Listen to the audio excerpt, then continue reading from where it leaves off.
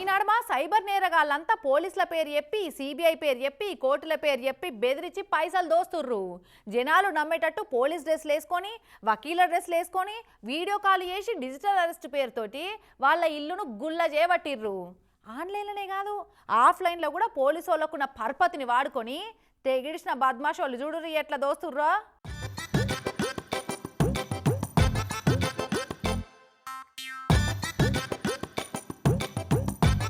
సొసైటీలో పోలీసులకున్న పవర్ను వాడుకుంటే అల్కగా దోయచ్చని దొంగలు పోలీసుల అవతారం ఎత్తుతున్నారు.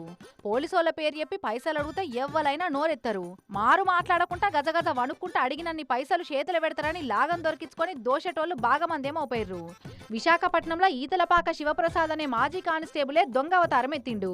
ఈ సుప్పనాథోడు ఇంతకు ముందు ఏపీఎస్పీల కానిస్టేబుల్ కొలు వెలుగబట్టి దొంగ పనులు చేస్తే నౌకర్లకెళ్ళి వీకేసిరట.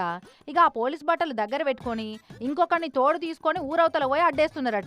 ఎవరన్నా జంటగా బండ్ల మీద పోతుంటారు కదా, ఇక అలా నాపి మీరు తప్పుడు పనులు చేస్తున్నారని కేసు పెట్టమంటారా, అడిగినంత చేతుల పెట్టి వెళ్ళిపోతారా అని బెదిరించి మస్తు మందిని దోషిండ్రట. ఇక అలవాటైన తీర్ల అడవివరం ట్యాంక్ రోడ్ లో ఒక ఆయన వాళ్ళ సుట్టపామితోటి బండి మీద ఇంటికి పోతుంటే అట్కాయించిరట. కేసు పెడతామని బెదిరించిరట.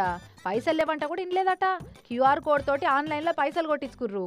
ఇక అన్నే దొంగలు దొరికిపోయినరు. సీదా బాధితులు పోయి పోలీస్ టౌన్ లో ఫిర్యాదు అయినరు. ఇక వాళ్ళు పంపిన పైసల డీటెయిల్స్ తోటి ఎవరి దొంగ బద్మాషోళ్ళు అని పోలీసు వాళ్ళు ఎంక్వైరీ చేస్తే మాజీ కానిస్టేబులే పెద్ద దొంగ అని తేలింది. ఇక వాణ్ణి ఎంబడేసుకొని తిరిగిన గోపి అనేటోని ఇద్దరిని అరెస్ట్ చేసి లోపలికి పంపించారు పోలీసోళ్ళు.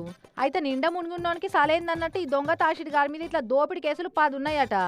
ఏ కేసులైనా అట్లా లోపలి పోవుడు ఇట్లా బయటకు వచ్చి మళ్ళీ అదే పని చేస్తుండట. ఆల్రెడీ ఏపీఎస్పీలో ఇంతకుముందు మ్యాచ్లో వర్క్ చేస్తూ 2019లో రిమూవ్ చేయబడ్డాడు.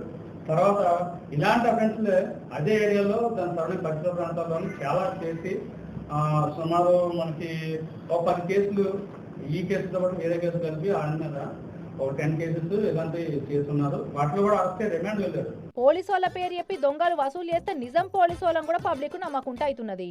ఎవరన్నా పోలీసు అడ్డలేసి చెక్కింగ్లు చేస్తే పబ్లిక్ ను అన్ని కాయిదాలు చూపించమంటే పోలీసు వాళ్ళని కూడా మీరు నిజం పోలీసేనా అని ప్రూఫ్లు చూపించాలని అడిగే పరిస్థితులు పాడైనాయి ఇప్పుడు.